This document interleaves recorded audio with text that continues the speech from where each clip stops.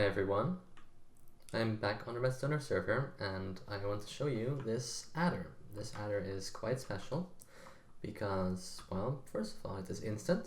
This is not the first instant adder I've ever made though, but the other instant adders I made, which I didn't ever show on my channel, they required, or they couldn't have as high of a clock speed, so you would need like 3 ticks before you power it again, or like 6 ticks. But this one is different because you only need 1.5 ticks per calculation. So every 1.5 ticks I can send another calculation through this adder and I will get the correct answer completely independent of the other calculations. So I would like to show you that it works. As with the multiplier, I set up 4 additions and they are all 16 bits. The first 2 are a bit random. The third is going to be a full carry, so we're going to add 1 to the number 65,535 and it should carry out at the very end, which is part of the output. And then we have also some very small addition. Actually, it's only signs over here. So then we have 15 plus 30 and we get 45. So let's run it. I will quickly warn everybody that lag is coming. And then we shall run this adder. And there we go. So the blue blocks here mark the correct output. And as you can see, the lights that are on match up with the correct output. Feel free to take a look at the signs. Actually, I'm not going to post a schematic for this one just yet. So I will show you. If you want to check the answers on your screen, you can do that. These are all the inputs that I gave.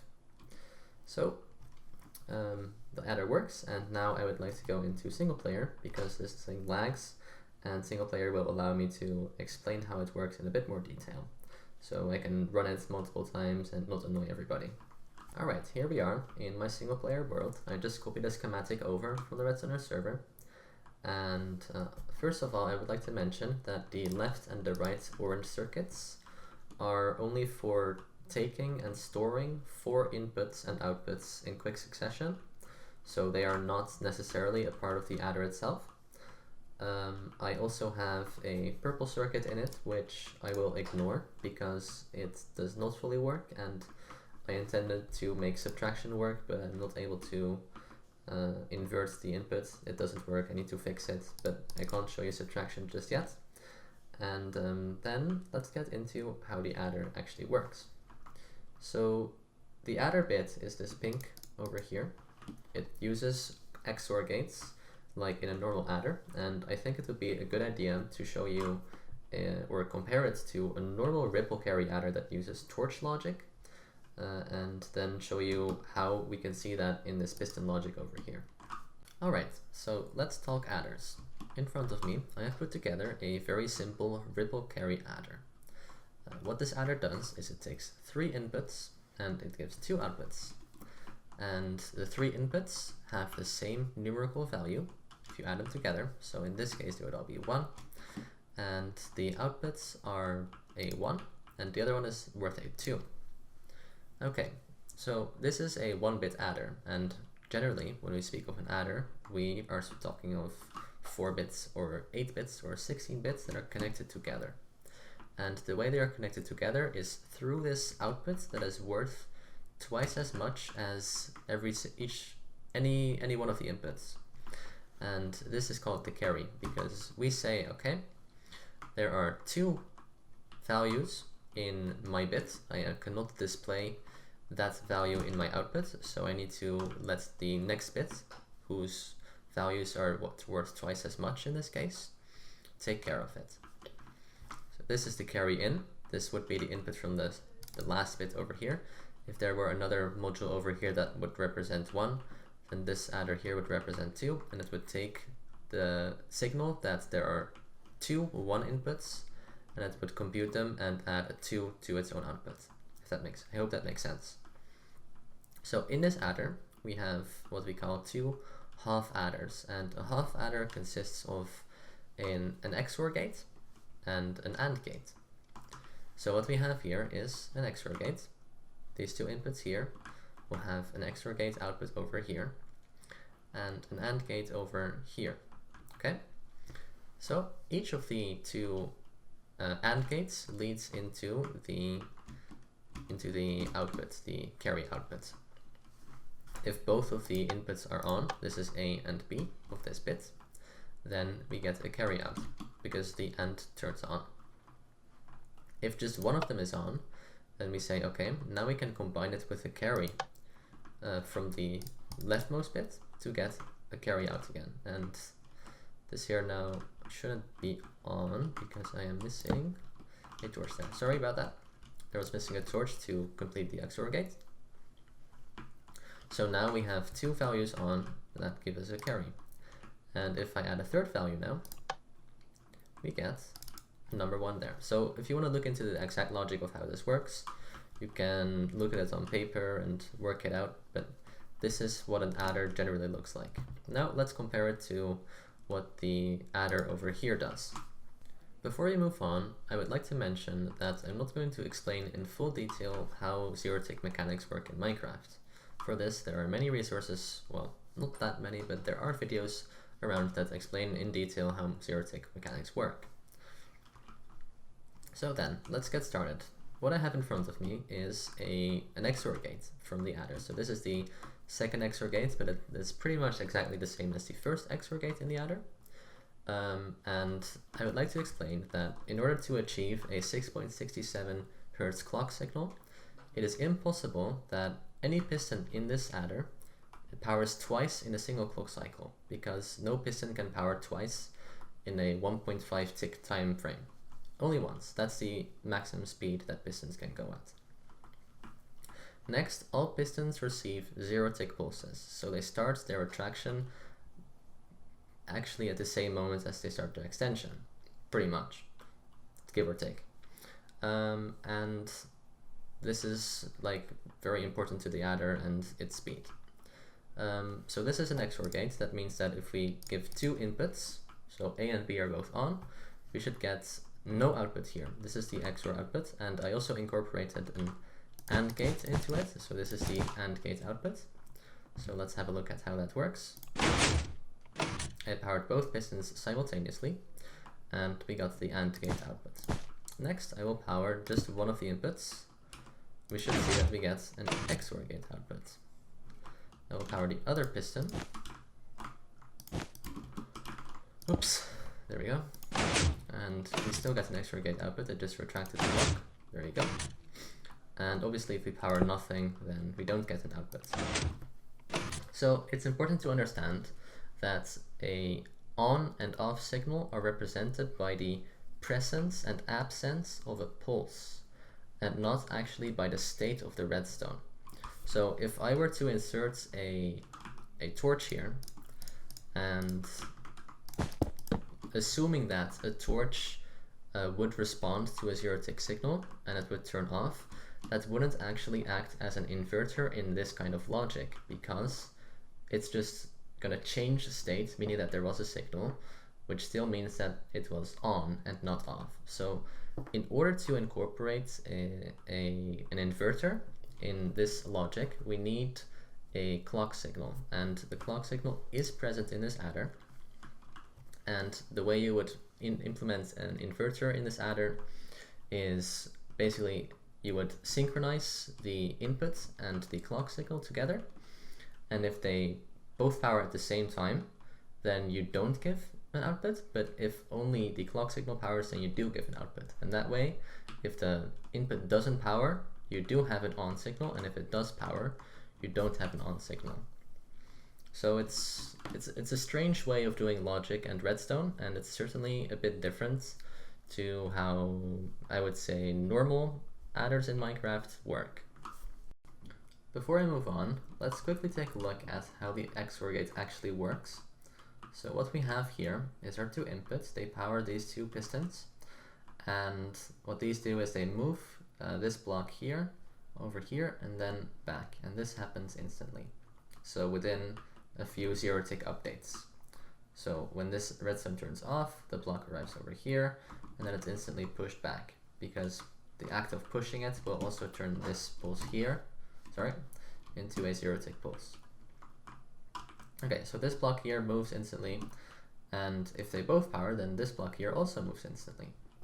And when these blocks move, they let redstone from here and there up into this redstone dust, which powers this piston down here, which is a similar setup. So this block here moves instantly over there and back, and it lets the signal from this redstone block here through and out. So if I power this input, that will happen.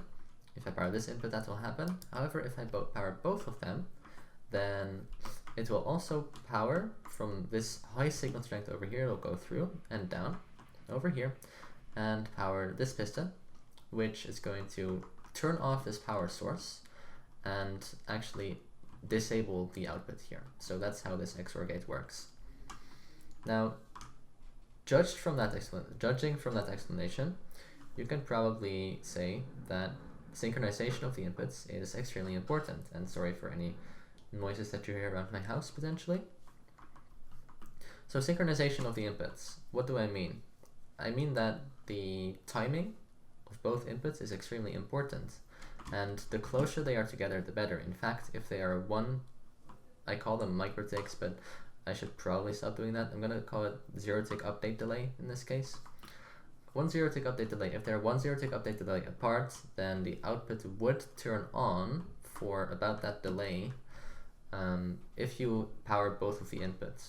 And so in some places of the adder, I'm actually doing this to filter that, right? So if there's a 1 microtick pulse coming out through here, it would power this piston, but not this piston, and so nothing would happen. Anyway, so that's the XOR gate. Alright, so let's take a look at the fully assembled adder. So we have the first XOR gate over here. That's the first half adder, and the second XOR gate over here. That's the second half adder. If we take a look at the AND gate outputs, we see the first one is over here. It goes up across here and eventually gets down here and powers this block. Same for the other AND gate output, it powers this block. So this here is our carry out, and over here we have our normal adder output. This is the output of the actual adder, and this here feeds into the next bit. So let's take a look at it working. We have currently 3 inputs on, so we should get both inputs out. There we go. Then if we turn 2 inputs on, for example, just A and the carry in, we see that we get a carry. And if we turn just 1 input on, so I'm going to turn off the carry, then we see we get the adder output over there. Perfect. There are some other input combinations, but just assume that they work because it just takes time. Then I should explain what this area here is doing. When this AND output here comes along and powers this redstone here, we need to have a little bit of delay to make sure that regardless of where the carry out signal is coming from, whether it's coming from the first half adder or the second half adder, we need to make sure that they are synchronized for the next bit to work.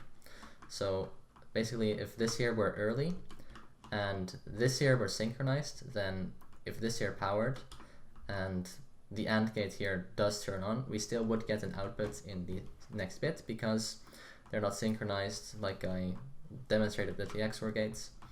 So we would get an output while we shouldn't get an output. And we don't want to do that because that would be wrong and the adder wouldn't work. So we need the synchronization in there to make it work. So that is how the adder works. Then finally, I would like to go over this blue bit over here.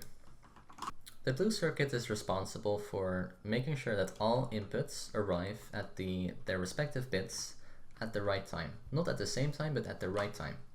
And this is because this is a ripple carry adder, so that means that after this adder will go, and then this bit will go, and then this bit.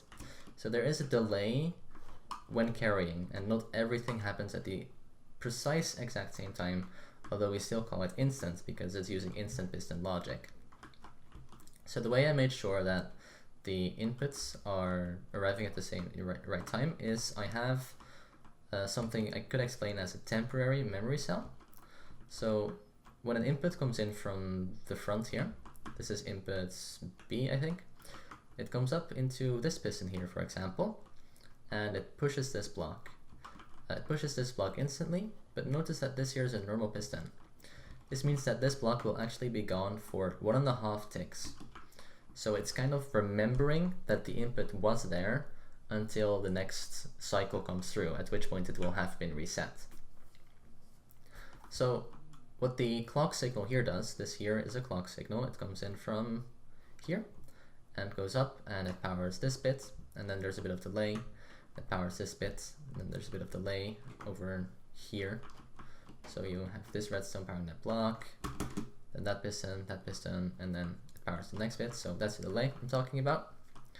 Then it powers this piston here, which instantly moves this block forward and back, letting the signal, if it's present, through. And there's going to be a very short pulse powering the actual adder at the right time. What this bit down here is, like I said, it doesn't actually work right now. There's an issue with it, and it has to do with the synchronization. This is an XOR gate that is supposed to allow me to invert one of the inputs, and that's required for subtraction to work properly. And it has to do with how we represent binary numbers when they're negative. It's called 2's complement. And in order to negate a number, such as one of the inputs, to subtract, we invert all of the bits and then we add 1. So in order to subtract, what I would have to do is I would flip the switch, and I would, in the addition or calculation, I would add 1 by powering the carry. And now what we would have is, if the output were real time, we would see that the carry out at the very end lights up, saying that the number is 0 or more, and if the light there is off, then we know that it's negative, because the last bit would be the sign bit. Anyway, this is all very technical and going into binary. But the purple bit doesn't work, but this blue bit here also incorporates the additional timing created by the extra XOR gate over here, and make sure that everything is synchronized. So I hope you understood that. In case you noticed that I'm using a lever with constant power to these pistons, you might have noticed that, hey, if you do this, then you can't have a clock cycle every 1.5 ticks. If you thought that, then you are correct. However, I just have the lever here as a placeholder to power those pistons. In reality, if I were to implement this using 0 ticks, I would make sure that the bit before I start subtracting, I give this a 0 tick pulse to instantly put these blocks in place or remove them from place, and when I want to stop subtracting, I would do the same thing again. And this goes for all operations that would use this part of the ALU. There's no other controls for the ALU at the moment, but this is one part of the ALU that I decided to add, although it doesn't work because it would be very hard, or it would be a bit difficult to add it in later because of space or because of the synchronization. So I added it in at this time. Anyway, so that is my adder. I hope you've enjoyed this video. I will not post a schematic just yet because I would like to, well, this is the first part of the series where I'm building a 6.67 Hz CPU, and I'm doing that with a friend of mine. He is from Redstoner, and he is doing the technical CPU part. I'm just doing the Redstone implementation part, so that way we're a good team. And well, I don't want any of you stealing my redstone. So even though I'm showing you in detail how it works, I believe that it would take, you know, too long for you to build it all from screen, so I'm just not going to post a schematic. Anyway, I don't believe any of you have ill intentions or anything, but I just prefer not uploading the schematic just yet. So I hope you've enjoyed this video once again, and I will hope that you will also enjoy the consecutive parts of this series.